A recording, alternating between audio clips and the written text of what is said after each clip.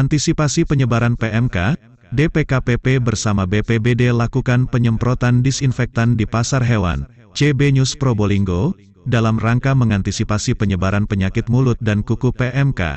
DPKPP Kota melakukan penyemprotan di kandang peternak juga di Pasar Hewan Wonoasih, Kecamatan Wonoasih, Kota Probolinggo.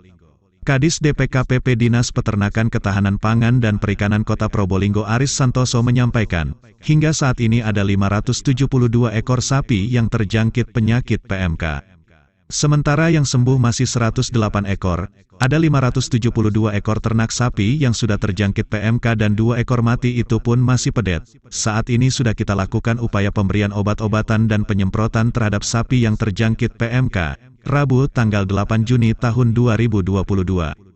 Penyemprotan sapi dan hewan kuku belah lainnya, yang mengalami PMK telah dilakukan karantina untuk menghindari terjangkitnya ternak sapi yang lain. Sementara itu, Kabid Peternakan Suryanto menambahkan, kepada para peternak agar secepatnya melaporkan ke Dinas Pertanian jika menemukan perubahan pada ternak, untuk nantinya dilakukan pengobatan.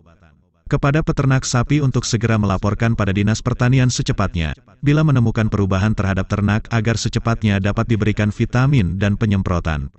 Ia juga menginformasikan kepada pedagang ternak dari luar daerah yang memasuki wilayah Kota Probolinggo, harus dilengkapi dengan surat dari instansi terkait yang menyatakan ternak telah bebas dari PMK. Sampai saat ini teman-teman di lapangan terus melakukan pemantauan sapi di wilayah Kota Probolinggo, baik di pasar hewan maupun kandang para peternak juga RPH, Mamat Abdullah dan Gogon Harum koresponden CB News melaporkan dari Kota Probolinggo, Jawa Timur. Mungkin bisa disampaikan, Pak, kegiatan pagi ini terkait dengan penyemprotan disinfektan ya, di pasar hewan Wonoasih ini, gimana ini? Terkait dengan antisipasi untuk penyebaran penyakit mulut dan kuku, khususnya di wilayah Kota Probolinggo, kami laksanakan penyemprotan setiap hari Senin dan Rabu di pasar hewan Jerebetul Wonoasih. Apa setiap pasaran terus besoknya baru diadakan penyemprotan? Karena kami mendapatkan juga informasi dari Dinas Pertanian untuk penyemprotannya dilaksanakan hari Senin dan Rabu. Oh itu. Terus selain itu juga kami laksanakan penyemprotan di rumah potong hewan yang ada di daerah wilayah Mangunharjo. Oh gitu ya. Harapannya sendiri apa ini kira-kira?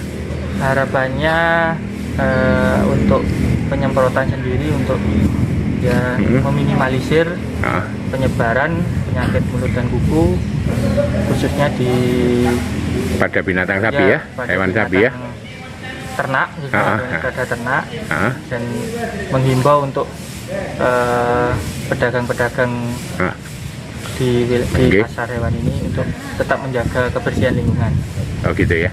Juga kesehatan sapinya juga mungkin ya. Menjaga kesehatan sapi itu utamanya. Oh gitu. Dengan siapa, Mas? Saya Yuda Arisandi. Selaku Kepala Seksi Kedaruratan dan Logistik. Oke, terima kasih Mas Yuda. Pak, setelah kami ke lokasi pasar hewan, itu kan ada penyemprotan disinfektan yang dilakukan oleh BPBD. Iya betul. Mungkin dari pihak dinas jenengannya, DPKPP ya. Apa Dinas ini? Pertanian, Ketahanan Pangan, Perikanan.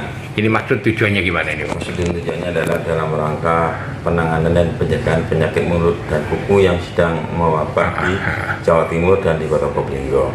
Memang kita prioritaskan di pasar hewan karena pasar hewan itu tempat bertemunya pedagang ternak sapi yang sudah tertular masuk ke pasar hewan, sehingga diperlukan upaya pencegahan agar penyebaran penyakit bisa dihindari. Itu memang bekerja sama dengan BPBD Kota Probolinggo, mereka yang melaksanakan. Oh gitu ya. Selain di pasar hewan juga di rumah potong hewan kita lakukan. Oh gitu ya. Oh ya. Mungkin bisa diceritakan Pak, hingga saat ini Pak, jumlah yang apa maksudnya ya? Yang terindikasi maksudnya. Iya. Pak. Itu ada berapa jumlahnya? Di Kota Probolinggo ini populasi ternak sapi 11.074 ekor. Yang sudah terkena kasus 572. 572. Ya, terus dari itu dari penanganan ya? Ya. Dari 572 itu yang sembuh berapa sebenarnya? Yang sembuh 108. 108. Jadi sekarang yang sakit masih 460 ekor. Ya, itu termasuk di karantina atau gimana Pak? Di karantinanya di kandang masing-masing. Di kandang masing-masing. Kita upayakan pengobatan mendatangi kandang di mana peternak itu tinggal. Oh gitu. Terus untuk yang mati sendiri Pak? Ya. Yang mati sendiri itu yang hingga mati saat 2 ini ekor. masih 2 ekor ya? Masih 2 ekor. Oh. Itu utamanya memang karena pedet itu sangat rawan terhadap Oh, PMK ini. iya, Sehingga iya, daya tahan tubuhnya rendah, kemungkinan besar untuk mati itu sangat tinggi. Oke. 2 ekor. Terakhir Pak, harapannya sendiri Pak kepada warga ataupun para peternak ataupun pedagang hewan ternak ini Pak. Harapannya kepada warga itu untuk sementara ini sekarang jangan memindahkan ternaknya. Biarkan dulu di kandang ya, tinggal di kandang. Kalau sakit panggil petugas agar gitu ya. diobati.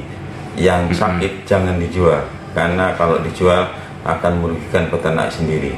Di samping kalau ternaknya dijual dibawa ke pasar akan menulari ternak lain yang lain ya. Ya, begitu. Oh, gitu.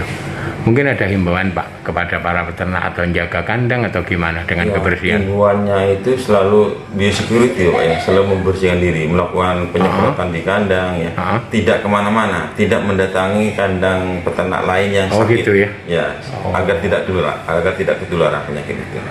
Oke. Dengan siapa Bapak? Dengan Suryanto, Kepala selaku? Bidang Peternakan, Dinas Pertanian, Tanaman Pangan dan Perikanan Kota.